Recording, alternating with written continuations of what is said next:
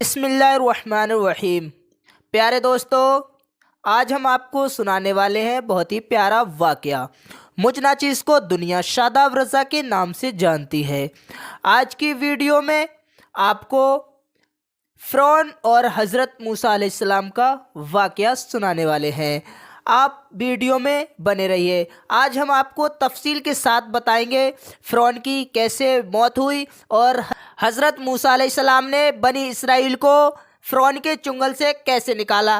Video میں last تک بنے رہیے۔ فرعون حضرت موسیٰ علیہ السلام کے دور میں مصر کا بادشاہ تھا۔ لفظ فرعون قرآن مجید میں 74 بار آیا ہے۔ فرعون ایک ظالم بادشاہ تھا اور اس نے خدائی دعویٰ کیا اور لوگوں سے اپنی پرستش کرواتا تھا اور بنی اسرائیل پر ظلم کرتا تھا اور ان کو قید کر کے رکھا ہوا تھا۔ اللہ تعالی نے حضرت موسیٰ علیہ السلام کو ان کے بھائی حضرت ہارون علیہ السلام کے ساتھ فرعون کے پاس بھیجا تاکہ بنی اسرائیل کو اس کے چنگل سے نجات دلائیں۔ حضرت موسیٰ علیہ السلام اور فرعون کے درمیان ہونے والی گفتگو کو قرآن مجید کی سورہ شعراء آیت نمبر 16 اور 17 میں بیان کیا گیا ہے۔ خداوند متعال نے فرمایا، اے موسیٰ، اب جب کہ تمام حالات سازگار ہیں تو تم فرعون کے پاس جاؤ اور اس سے کہو کہ ہم عالمین کے پروردگار کے رسول ہیں۔ ہمیں حکم ملا ہے کہ تجھ سے مطالبہ کریں کہ تو بنی اسرائیل کو ہمارے ساتھ بھیج دے۔ جب حضرت موسیٰ علیہ السلام اور حضرت ہارون علیہ السلام فرعون کے دربار میں پہنچے، اس وقت فرعون کے وزراء اور مخصوص لوگ اسے گھیرے ہوئے تھے۔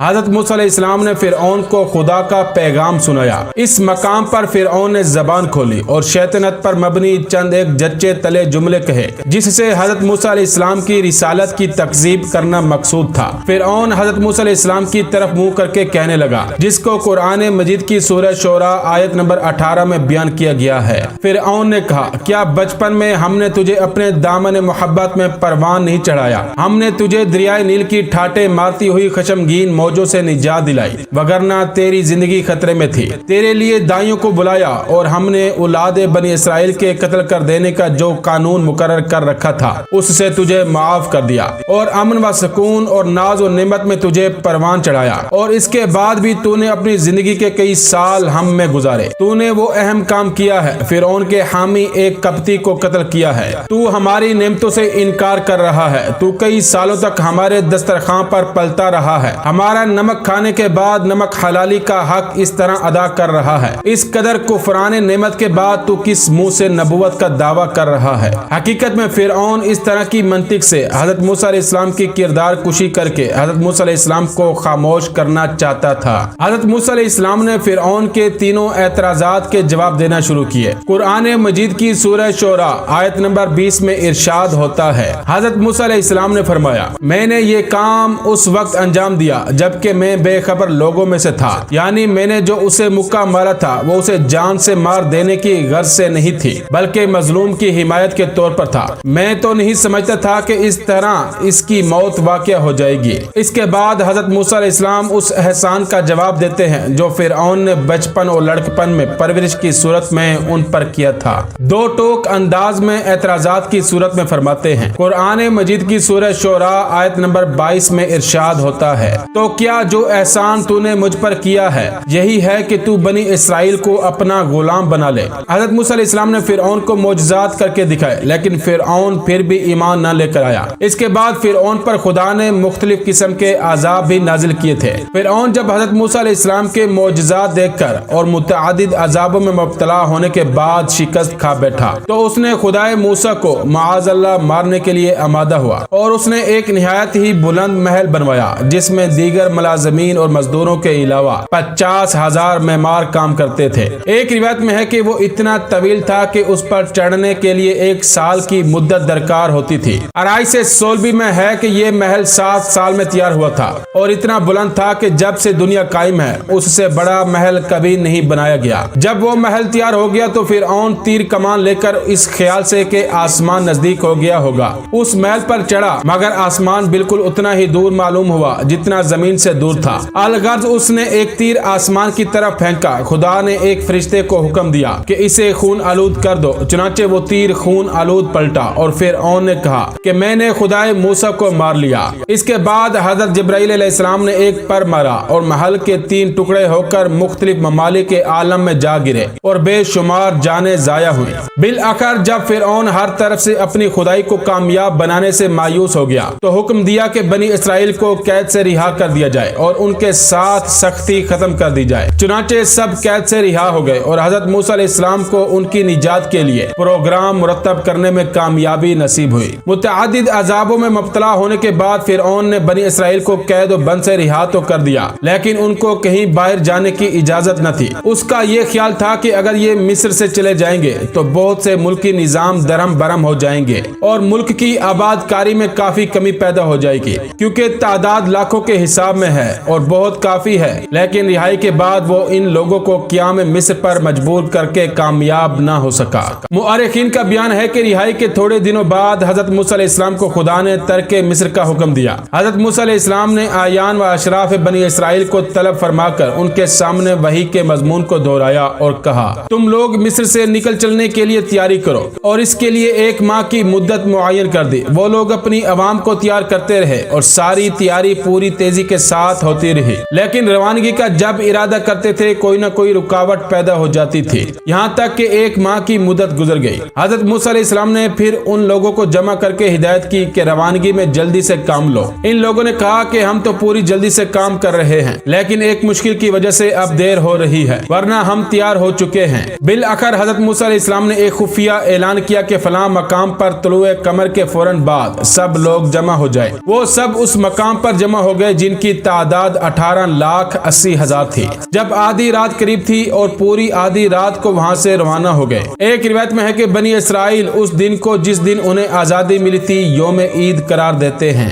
الغرض حضرت موسیٰ علیہ السلام بنی اسرائیل کو لے کر روانہ ہوئے اور روانگی کا انداز یہ قرار دیا کہ حضرت ہارون علیہ السلام کو مقدمے کے طور پر اپنے گروہ کے آگے کیا اور اسباط یہود اور لاوی کی نسل سے جو سردار تھے ان کو میمنے اور میسرہ پر رکھا، اور یوشع بن نون نیز اشراف سبط یوسف و ابن یامین کو قلب میں رکھا اور خود سب سے پیچھے ہو گئے۔ پھر یہ سب ایک مقام عین الشمس پر منزل گیر ہو کر آگے بڑھے اور بے مقام غار منہ جا کر ٹھہر گئے۔ پھر صبح ہوتے ہی وہاں سے روانہ ہوئے، اسی طرح منزلیں مارتے ہوئے چلے جا رہے تھے، یہاں تک کہ دریائے بیکراں کلزم کے کنارے جا پہنچے۔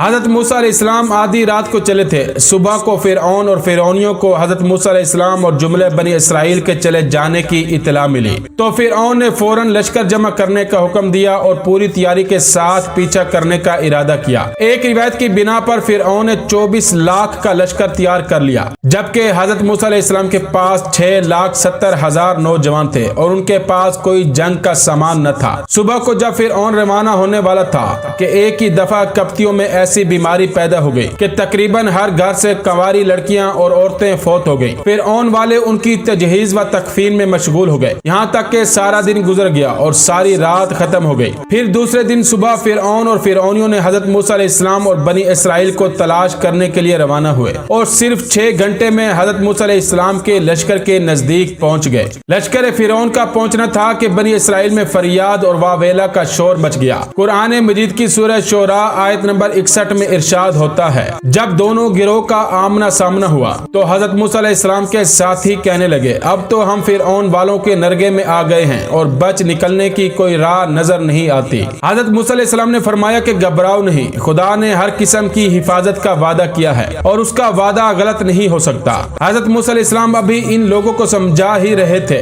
کہ حضرت جبرائیل علیہ السلام آ پہنچے اور انہوں نے کہا کہ آپ پانی پر اپنے عصا کو ماریے، راستہ بن جائے گا۔ چنانچہ انہوں نے اپنا عصا پانی پر مارا اور تا آخر وسیع راستہ بن گیا۔ آپ نے بنی اسرائیل سے کہا کہ تم سب اس میں داخل ہو جاؤ۔ انہوں نے کہا کہ ہم 12 قبائل ہیں، ایک راستے سے نہ جائیں گے۔ حضرت موسیٰ علیہ السلام نے 11 مقامات پر اور عصا مارا اور 12 راستے ہو گئے، تب یہ داخل ہو گئے، لیکن پھر یہ اعتراض کیا کہ ہم راستہ چل رہے ہیں، ایک قبیلے کو دوسرے کی خبر نہیں، لہٰذا ایسا انتظام کیا جائے کہ ایک دوسرے کو دیکھتے جائیں۔ چنانچہ آپ نے پانی کی ہر دیوار پر عصا مارا اور اسے حکم دیا کہ تھوڑے تھوڑے فاصلے پر تاک یعنی روشن دان بن جائے۔ چنانچہ ایسا ہی ہوا۔ ایک روایت میں ہے کہ حضرت موسیٰ علیہ السلام آخر تک باہر رہے اور جب یہ سب پانی میں داخل ہو گئے تو آخر میں حضرت موسیٰ علیہ السلام داخل ہوئے اور 4 گھنٹوں میں سارا راستہ طے کیا گیا۔ ادھر حضرت موسیٰ علیہ السلام کے گروہ کا آخری حصہ پانی میں رہ گیا تھا کہ ادھر فرعون کا ابتدائی لشکر پانی میں داخل ہو گیا۔ ادھر حضرت موسیٰ علیہ السلام پانی سے برآمد ہوئے اور ادھر فرعون کا لشکر سارا کا سارا پانی میں داخل ہو گیا۔ خدا نے ہوا کو حکم دیا، اس نے پانی کی تہوں اور دیواروں کو ملا دیا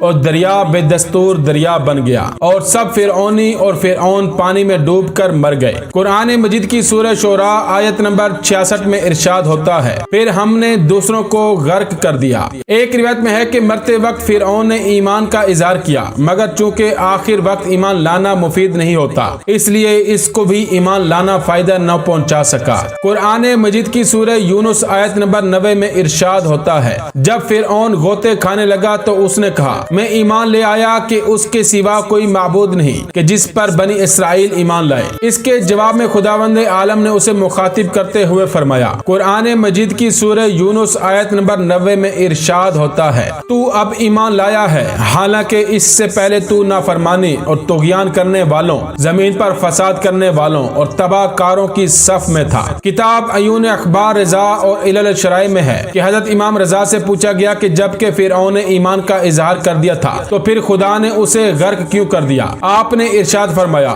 وہ اس وقت ایمان لایا تھا جب ان پر عذاب آن پڑا تھا، اور ایسی صورت میں ایمان لانا قابل قبول نہیں ہے، اور یہ حکم خداوند عالم کا اگلے پچھلے سب کے لیے ہے اور ہمیشہ رہے گا۔ ایک روایت میں ہے کہ دریا کے کنارے پہنچ کر فرعون متردد تھا کہ کیا کروں۔ اسی دوران میں حضرت جبرائیل علیہ السلام ایک گھوڑی پر سوار اس کے سامنے سے گزرے تو اس کا گھوڑا اس گھوڑی کے پیچھے لگ گیا اور فرعون اسے روک نہ سکا، یہاں تک کہ داخل دریا ہو گیا۔ فرعون کو دیکھ کر اس کے لشکری بھی داخل ہو گئے، بالآخر سب فنا ہو گئے۔